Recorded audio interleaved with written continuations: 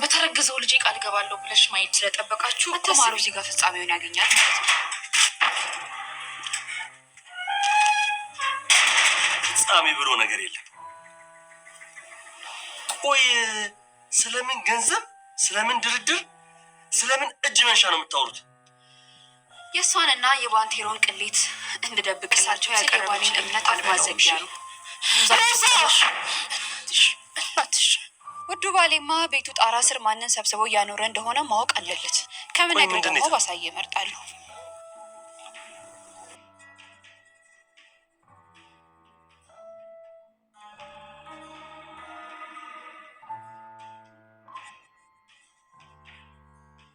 አዝናለሁ ዴቭ፣ እውነታው እንግዲህ ይሄ ነው። አሁን ነው አጥፊው።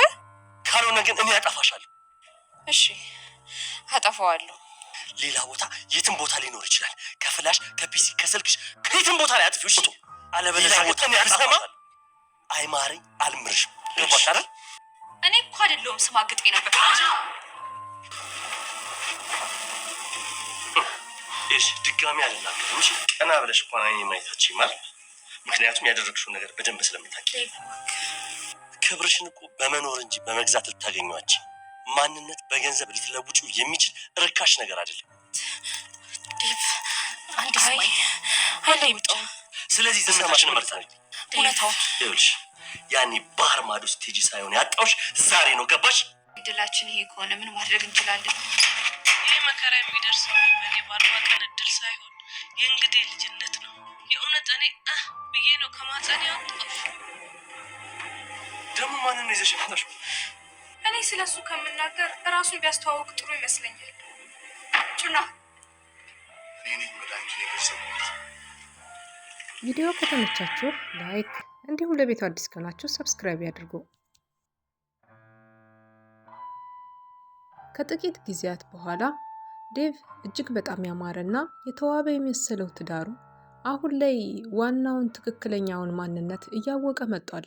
ትዳሩ በአደጋ ላይና እንዲሁም ደግሞ የተመሰረተው በጥቅም ላይ በመሆኑ ከረፈደ የገባው ዴቭ ግራ ተጋብቷል። ምክንያቱም ደግሞ ከራሱ በላይ ከሁሉ ነገሩ በላይ ያመናት ሮዛ መሰሪና እንዲሁም ደግሞ ለሰዎች ርህራሄ የሌላት መጥፎ እጅግ በጣም ከሚባሉ ሰዎች ተርታ ቅድሚያ የምትሰለፍ ሆና ሚስቱን በማየቱ በጣም ያሳፍራል።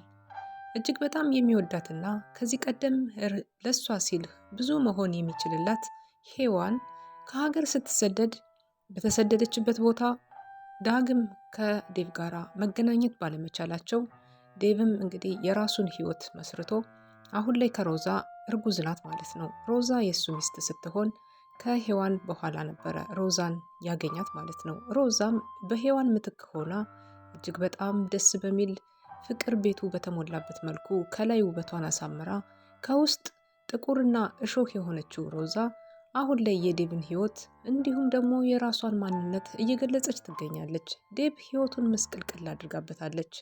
አሁን ላይ ሄዋን በሆነ ባልሆነው ሆድ እየባሳት ታለቅሳለች። የዴቭ ፍቅር አልወጣላትም። የልጅነት ፍቅሯ ትናንትና ህልሜ ነበራት። ከሱ ጋር የመኖር አዝማሚያዋን ሁሉ አስተካክላ አብራ ልትኖር ልትፈነድቅ ያሰበችው ሮዛ ሄዋን በአሁኑ ሰዓት ላይ ከሀገር ተሰዳ ብትመለስም ወደዚህ ዴቭን ካገኘችው ጊዜ ጀምሮ ዴቭ የሚሰቃየውን ስቃይ እንዲሁም የሚሆነውን ነገር እያየች እሷ ለሱ ትታመማለች። እሷ ለሱ ሁሉን ነገር ትሆንለታለች። አሁን ላይ ግን እየቻለች አይደለም። ሮዛ በምታደርገው መሰሪ ስራዎቿ የተነሳ ከዴቭ ጋር ጸብ ጀምራለች። ዴቭን እንግዲህ ልታጠምዶ ያሰበችው ሮዛ በተለያየ መንገድ ቢሆንም አሁን ደግሞ ከሄዋን ጋር ልትለያየው ብዙ መንገዶችን እየሄደች ትገኛለች። ዛሬ ሮዛ በጥፊ የተመታችበት ቀን ነው።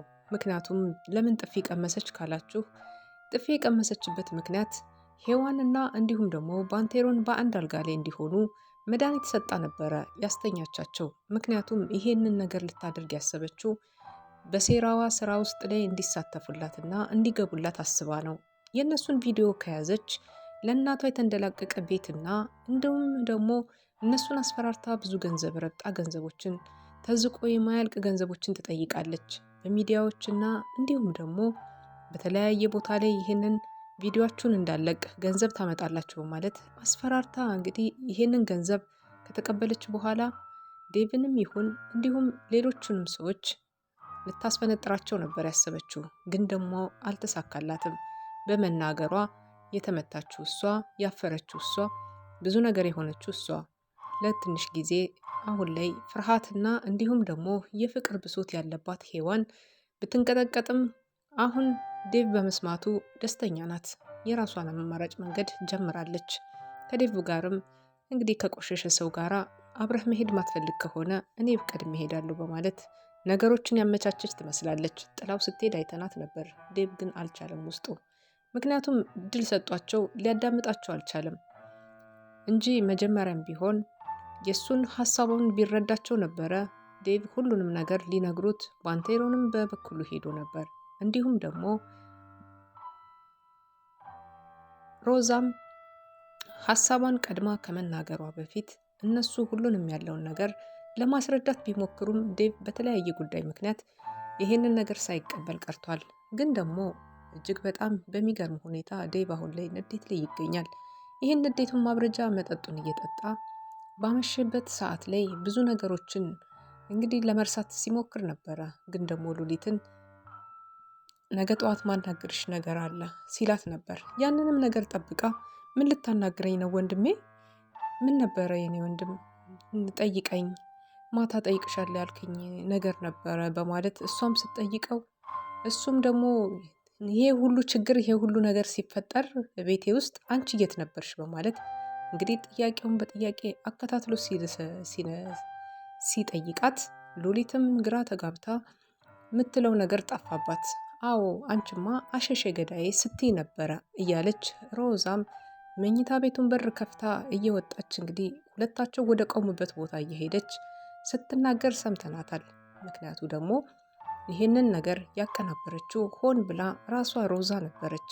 እሷ እንድታመሽ ያስደረገቻት ባንቴሮን እንዲጠጣና እንዲሰክር፣ ከሰከረም በኋላ መድኃኒቱን ጨምራ ደንዝዛ እንዲሁም ደግሞ ሔዋንን አልጋ ላይ እንድትወድቅ አደረገቻት ማለት ነው። ከዛም በኋላ ሁለታቸውን ፎቶ ለማንሳትም ሆነ ቪዲዮ ለማድረግ ሁሉንም ነገር ለማድረግ የተመቸ ጊዜና የተመቸ ሁኔታ አገኘች።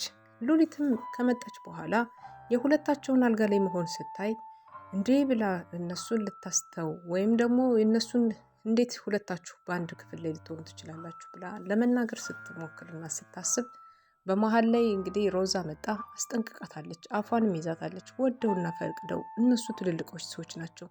ሁለታቸው ለሚያደርጉት ነገር አንቺ ምን አገባሽ? ምን ቤት ነሽ? ምን ብለሽ ትረብሻቸዋለሽ? በማለት እንግዲህ አንደበቷን እንድትይዝ አድርጋታለች ማለት ነው።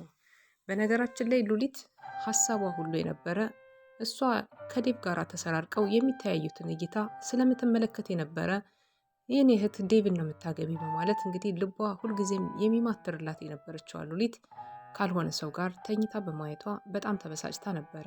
እህት ያፍረሽብኛል በማለት እንግዲህ ነገሮችን ሲናገር ማይተን ነበር ባንቴሮን ማለት ነው። በጸጸት ስሜት ውስጥ ነው። ካሁን በኋላ ግን ባንቴሮን በድጋሚ በሔዋን ህይወት ላይ እንደማይገባና ካሁን በኋላ ለዴቭ እንደሚድራት እጅግ በጣም ደስ በሚል ሁኔታ ከሱ ጋር ኑሮ እንደሚቀጥል፣ ሮዛም ደግሞ ከቤት እንደምትወጣ እያሾፈባት ነበረ።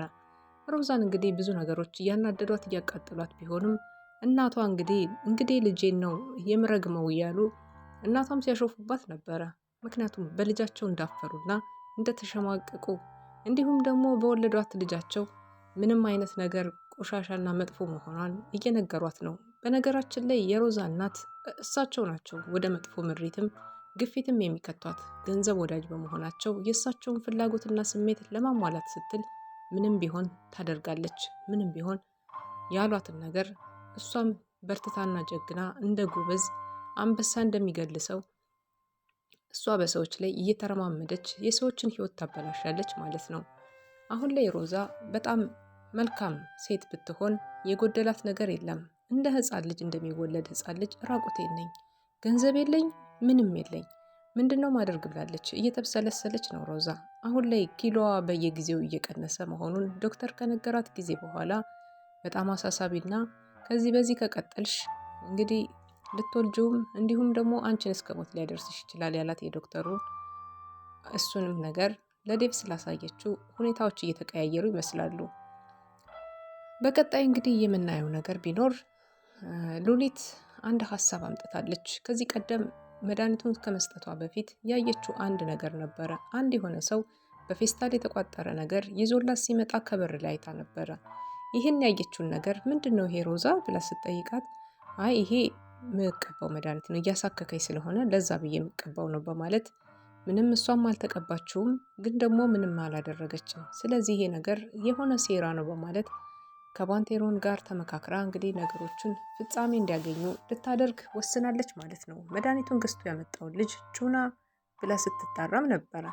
ሮዛ ሁሉም ወደ እሷ አንጋጠው ሲመለከቷት ነበር። የሮዛ ውርደቷ መቼም ደግሞ አሁን ምን አይነት ሀሳብና ምን አይነት ነገር ታመጣ ይሆን? ምክንያቱም ይሄ መድኃኒት የምን መድኃኒት እንደሆነ በትክክል አልታወቀም። እሷ የሰጠቻቸው ሌላ መድኃኒት ሊሆን ይችላል፣ ወይም ደግሞ ይሄንንም ጉዳይ ደግሞ ሮዛ ስለሆነች እሷ ማብሰልና ማስተካከሉ አያቅታትምና ይሄንንም ቦታ ልታስይዘው ትችላለች ብዬ አስባለሁ።